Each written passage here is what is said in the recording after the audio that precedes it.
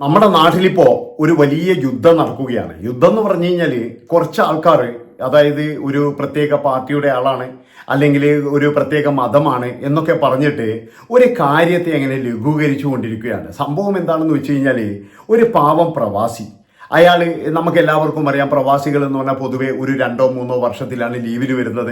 6 മാസം കൂടുമ്പോഴും 5 മാസം കൂടുമ്പോഴൊക്കെ ലീവിന് വരുന്നത് വലിയ വലിയ പ്രവാസികൾ മാത്രമാണ്. അല്ലാതെ സാധാരണ അത്താഴ പ്രശ്നക്കാരായ പ്രവാസികൾ 2 വർഷം 3 വർഷം ഒക്കെ കൂടുമ്പോഴാണ് 2 മാസത്തെ ലീവിന് വരുന്നത്. അതുവരെ എന്ന് പറഞ്ഞു കഴിഞ്ഞാൽ കണ്ണിൽ എണ്ണ ഒഴിച്ചിട്ട് അവരുടെ ഭാര്യമാരൊക്കെ എന്ന് പറഞ്ഞാൽ വളരെയധികം ഇതുപോലെ കാത്തിരിക്കുന്ന ഒരുപാട് ആൾക്കാരുണ്ട്. അതിൻ്റെ ഇടയിൽ എന്ന് പറഞ്ഞാൽ ഒരുപാട് മൂശട്ടകളുണ്ട്. ഈ മൂശട്ടകൾ എന്താ പണിയെടുക്കുക എന്ന് പറഞ്ഞു കഴിഞ്ഞാൽ, ഇവരെന്ന് പറഞ്ഞാൽ ഏതെങ്കിലും ഒരു ആൺ സുഹൃത്തിനെ കണ്ടെത്തും, ഇല്ലെങ്കിൽ കാമുകനെ കണ്ടെത്തും, ഇല്ലെങ്കിൽ ജാരനെ കണ്ടെത്തും. അങ്ങനെ ജാരനെ കണ്ടെത്തി കഴിഞ്ഞാൽ ഇവർ ഫോണിലൂടെ സൊള്ളലായി. അതുപോലെ തന്നെ എന്ന് പറഞ്ഞു കഴിഞ്ഞാൽ പിന്നീട് ഭർത്താവ് അയക്കുന്ന കുറച്ച് പൈസയും കാര്യങ്ങളൊക്കെ ഇവന് കൊടുക്കും. ഇവനും നല്ല സുഖമാണ്. കാരണം നാട്ടിലൊക്കെ എന്ന് പറഞ്ഞാൽ എന്തെങ്കിലും ലാട്ടിലോട്ട് പണിയെടുത്ത് നടക്കുന്നവനായിരിക്കും. ഇവള് വിളിക്കുമ്പോൾ വല്ല തലശ്ശേരിയോ ഇല്ലെങ്കിൽ ഏതെങ്കിലും ടൗൺ ഏരിയയിൽ പോയിട്ട് റൂം എടുക്കുക. ആ റൂം എടുത്തിട്ട് വൈകുന്നേരം വരെ അർമാദിക്കുക. കാരണം ആർക്കും ഒന്നും ചോദിച്ചൂടല്ലോ. ചോദിച്ചു കഴിഞ്ഞാൽ പിന്നെ തീർന്നില്ലേ കഥ. അതായത് നീ എന്താടി ഇവന്റെ കൂടെ നടക്കുന്നതെന്ന് പറഞ്ഞു കഴിഞ്ഞാൽ തീർന്നില്ലേ കഥ. പിന്നെന്ന് പറഞ്ഞാൽ നീ ആരാടാ അത് ചോദിക്കൂലേ. അതുകൊണ്ട് തന്നെ ഇപ്പോഴത്തെ കാലത്ത് എന്താണ്, ആരും ചോദിക്കത്തുമില്ല. എങ്ങനെ വേണമെങ്കിലും നടക്കാം, ആർക്ക് വേണമെങ്കിലും നടക്കാം. പക്ഷെ ഒരു കാര്യം നിങ്ങൾ ആലോചിച്ച് നോക്കണം. അതായത് പ്രവാസി എന്ന് പറയുന്ന ഒരു മനുഷ്യൻ അവിടെ മരുഭൂമിയിൽ എല്ല് മുറിയെ പണിയെടുത്ത് ചോര നീരാക്കി അയക്കുന്ന പൈസയായിരിക്കും. അയാൾ അവിടെ പെരുന്നാൾ ആഘോഷിക്കലില്ല, വെള്ളിയാഴ്ച ആഘോഷിക്കലില്ല, അല്ലെങ്കിൽ ഒഴിവ് ദിവസമില്ല. ഇതൊന്നുമില്ലാതെ രാവിലെ 6 മണിക്ക് പോയിട്ട് രാത്രി 10-12 മണി വരെ ജോലി ചെയ്യുന്ന പ്രവാസികൾ, അവരെയാണ് ഇവറ്റകൾ വഞ്ചിക്കുന്നതെന്ന് കാണുമ്പോഴേ ശരിക്കും പറഞ്ഞാൽ ചങ്ക് പൊട്ടി പോവുകയാണ്. ഇവിടെ എല്ലാവരും രാഷ്ട്രീയം കളിക്കുകയാണ്. ഞാൻ പറയുന്നത് എന്താണെന്ന് വെച്ച് കഴിഞ്ഞാൽ, ഇപ്പോൾ 2-3 ദിവസം കൊണ്ട് 2 ദിവസം മുമ്പ് ആൾക്കൂട്ട വിചാരണ എന്ന് പറഞ്ഞിട്ട് ഒരു സ്ത്രീ ജീവൻ ഒടുക്കുകയാണ് ചെയ്തത്. ആൾക്കൂട്ട വിചാരണയാണെങ്കിൽ അതിന് കാരണക്കാരായ എല്ലാവരെയും അറസ്റ്റ് ചെയ്യണം, അവർക്ക് ശിക്ഷയും വാങ്ങിച്ചു കൊടുക്കണം. കാരണം എന്താണെന്ന് വെച്ചാൽ, ഞാൻ പറഞ്ഞല്ലോ, ഒരിക്കലും നിയമം കയ്യിലെടുക്കാനോ ഇല്ലെങ്കിൽ എന്ന് പറഞ്ഞു കഴിഞ്ഞാൽ ഇവരെ മർദ്ദിക്കാനോ ഇല്ലെങ്കിൽ ഇവരെ ടോർച്ചർ ചെയ്യാനൊന്നും ആർക്കും അധികാരമില്ല. അവർക്ക് ചെയ്യാവുന്ന കാര്യം, നിന്റെ ഭാര്യ ഇവിടെ പിടിച്ചിട്ടുണ്ട്, അതായത് നിന്റെ ഭാര്യ ഇവിടെ ഇന്ന പോലെ ഒരുത്തനുമായിട്ട് സംസാരിക്കുന്നുണ്ട്, അതിന് ഞങ്ങൾ പറഞ്ഞിട്ടുണ്ട്, അതിന് വേണമെങ്കിലും നിനക്ക് സ്വീകരിക്കാം ഇല്ലെങ്കിൽ ഒഴിവാക്കാം. ഇത് മാത്രമേ പറയേണ്ട അധികാരമുള്ളൂ.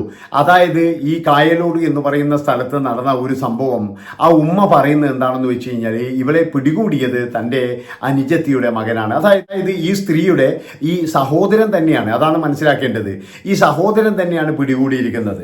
അങ്ങനെ സഹോദരൻ പിടികൂടിയതിന് ശേഷം എന്ന് പറഞ്ഞു കഴിഞ്ഞാൽ, ഇന്നൊരു പിക്ചർ കണ്ടപ്പോഴേ അതിൻ്റെ അകത്ത് എന്ന് പറഞ്ഞാൽ എല്ലാ പാർട്ടിക്കാരുണ്ട്. ലീഗുകാരുണ്ട്, കോൺഗ്രസ്സുകാരുണ്ട്, SDPക്കാർ എന്ന് പറയുന്ന ആളുണ്ട്. അവിടെ CPM കുറവാണെന്നാണ് പറയുന്നത്.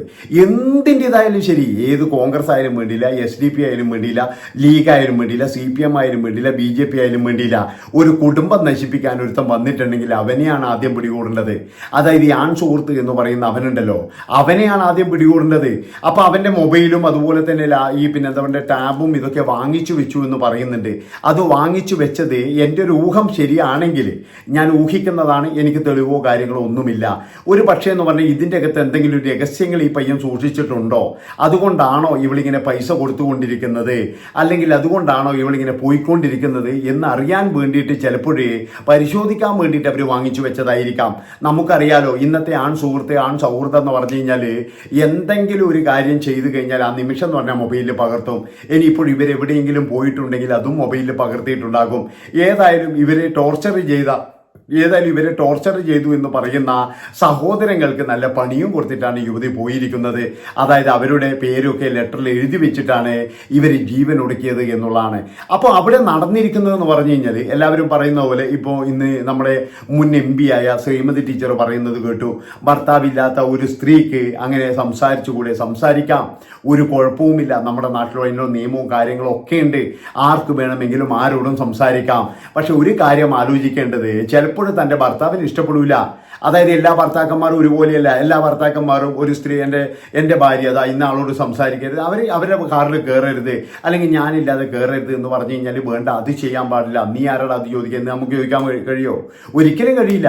അതായത് അയാളുടെ ഇഷ്ടമല്ലേ, അയാളുടെ അയാളുടെ ഭാര്യയോട് പറയാൻ അയാൾക്ക് ഇഷ്ടമില്ലേ? അതായത് പിന്നെ ഭാര്യയ്ക്ക് അനുസരിക്കാനും അനുസരിക്കാതിരിക്കാനും അവർക്കും അധികാരമുണ്ട്.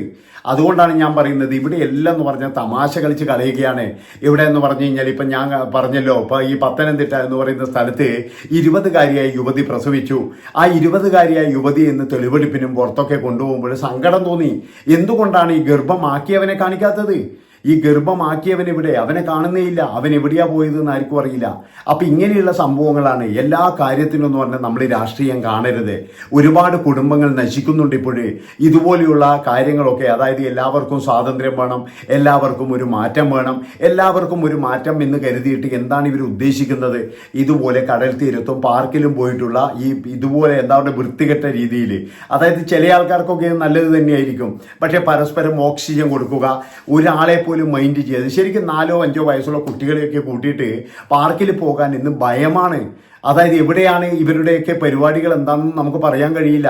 ഇതൊക്കെ സദാചാരമാണോ അല്ലെങ്കിൽ ഇതൊക്കെ അടിച്ചു ഓടിക്കണോ എന്നൊന്നും അല്ല ഞങ്ങൾ പറയുന്നത്. പക്ഷെ അവനവൻ്റെ മക്കളാ, അവനവൻ്റെ ഭാര്യമാരാ എല്ലാവർക്കും സൂക്ഷിക്കാനുള്ള അധികാരമുണ്ട്. തൻ്റെ ഭാര്യ എവിടെയെങ്കിലും പോകുന്നുണ്ടോ അല്ലെങ്കിൽ എവിടെയാണ് അവൾ പോകുന്നത് എന്ന് അന്വേഷിക്കാനുള്ള ഒരു അധികാരം ഭർത്താവിനുണ്ട്.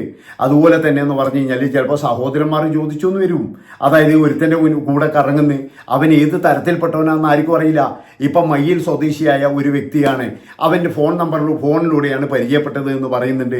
അവൻ ഏത് തരക്കാരനാണ്, അവൻ എന്താണ്, അവനിനി നാളെ ഇനി സ്ത്രീയെ വന്നിട്ട് കുത്തിയിട്ട് പോയി കഴിഞ്ഞാൽ എന്താണ് ചെയ്യുക?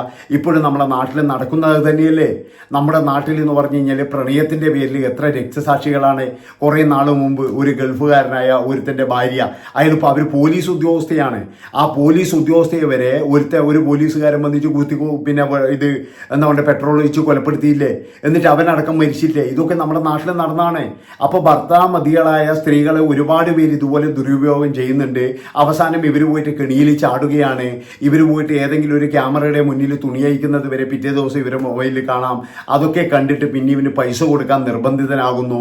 അങ്ങനെ ഒരുപാട് പ്രശ്നങ്ങൾ നമ്മുടെ നാട്ടിൽ ചൂഷണങ്ങൾ നടക്കുന്നുണ്ട്. അതുകൊണ്ട് തന്നെ എന്ന് പറഞ്ഞാൽ ഇതിനെല്ലാവരും കൂടി ആലോചിച്ചെടുത്തൊരു തീരുമാനമാണ് എടുക്കേണ്ടത്. എന്താണെന്ന് വെച്ചാൽ ഇത് പരസ്പരം അടികൂടാനുള്ള ഒരു ഇതാക്കരുത്. എല്ലാവർക്കും ഭാര്യമാരും കുടുംബങ്ങളും ഉണ്ട്. നാളെ ചിലപ്പോഴെന്ന് പറഞ്ഞാൽ ഈ മയിലുള്ളവൻ നമ്മളെയൊക്കെ കുടുംബത്തിൽ കയറാം. അതാണ് നിങ്ങൾ ആലോചിക്കേണ്ടത്. അതുകൊണ്ട് തന്നെ എന്ന് പറഞ്ഞു കഴിഞ്ഞാൽ ഇവിടെ കുറേ രാഷ്ട്രീയക്കാർക്കും അതുപോലെ മതമൂളികൾക്കും മതം കളിക്കാനും രാഷ്ട്രീയം കളിക്കാനുമുള്ള ഒരു വേദിയാകരുത്. കുറച്ചു കാലം മുമ്പ് നമ്മളെല്ലാവരും കണ്ടതാണ്, ഒരു പാവം പിടിച്ച ഒരു ഓട്ടോ ഡ്രൈവറെ ഭർത്താവിൻ്റെ കാമുകൻ വെടിവെച്ച് കൊലപ്പെടുത്തി, അതും ഭാര്യയുടെ ഒത്താശയോട് കൂടിയിട്ട്. അവിടെയും നമ്മൾ കണ്ടു. അവിടെയും ഈ സന്തോഷ് എന്ന് പറയുന്നവൻ ഈ സ്ത്രീയുടെ വീട്ടിലേക്ക് നിത്യേന പോകാറുണ്ട്. പക്ഷെ ആടെ ആരും തടഞ്ഞില്ല. കാര്യം എന്താണെന്ന് വെച്ചാൽ അവരെ പാടായി, അവരെന്തോ ആയിക്കോട്ടെ. അവസാനം ആ പാവത്തിൻ്റെ ജീവൻ പോയി. അറിഞ്ഞില്ലേ? ഏതെങ്കിലും ഒരു മനുഷ്യന്മാർ അവിടെ കിടന്നത് തടഞ്ഞിട്ടുണ്ടെങ്കിൽ, അതായത് നീ എന്തിനാണ് ഇവിടെ വന്നത്, എന്തിനാണ് ഇവളുമായിട്ട് കറങ്ങി നടക്കുന്നത് ചോദിച്ചിട്ടുണ്ടെങ്കിൽ ഒരു പക്ഷേ രാധാകൃഷ്ണൻ കൊല്ലപ്പെടില്ലായിരുന്നു. അങ്ങനെ പല തരത്തിൽ എന്ന് പറഞ്ഞാൽ നമ്മുടെ നാട്ടിൽ എന്ന് പറഞ്ഞാൽ ഇതുപോലെയുള്ള കാര്യങ്ങൾ ഇങ്ങനെ നടന്നുകൊണ്ടിരിക്കുകയാണ്. ആ നടന്നുകൊണ്ട് ഇരിക്കുന്നത് ഒരിക്കലും രാഷ്ട്രീയവൽക്കരിക്കരുത്. എല്ലാവരും ആലോചിക്കുക. അതുപോലെ തന്നെ എന്ന് പറഞ്ഞാൽ ചോദ്യം ചെയ്യാനോ ടോർച്ചർ ചെയ്യാനോ ഒരാളുടെ മരണത്തിലേക്ക് വരെ ഇടയാക്കാനോ ഒരാൾക്കും അധികാരമില്ല. അതും നിങ്ങളെല്ലാവരും കണക്കൂട്ടുക. കാരണം പരസ്യ വിചാരണയൊന്നും ഇവിടെ നടക്കുന്ന കാര്യമല്ല. ഇവിടെ എല്ലാത്തിനും കോടതിയുണ്ട്, നിയമമുണ്ട്. എന്തെങ്കിലും സംശയമോ എന്തെങ്കിലും കാര്യങ്ങളോ തോന്നിയാൽ നമ്മൾ പോലീസിനെ വിളിക്കാം എന്നല്ലാതെ ഒരാൾക്ക് പോലും ചോദ്യം ചെയ്യാനുള്ള അധികാരമില്ല. അപ്പോൾ ഇത്രയും പറഞ്ഞുകൊണ്ട് ഈ ഒരു വീഡിയോ ഇവിടെ വെച്ച് വൈൻഡപ്പ് ചെയ്യാണ്. ഈ ഒരു വീഡിയോ ഞാൻ ചെയ്തത് ആ പ്രവാസിയായ ആ ഒരു മനുഷ്യനെ ഓർത്ത് മാത്രമാണ്. അല്ലാതെ അയാളെ ജാതിയോ അയാളുടെ മതമോ അല്ലെങ്കിൽ എന്ന് പറഞ്ഞാൽ അയാളുടെ പാർട്ടിയോ ഇതൊന്നും എന്നെ ബാധിക്കുന്നതല്ല. ഒരു പ്രവാസിയാണ് അദ്ദേഹം, അത് മാത്രമാണ് ഞാൻ ഉദ്ദേശിച്ചത്. നന്ദി, നമസ്കാരം.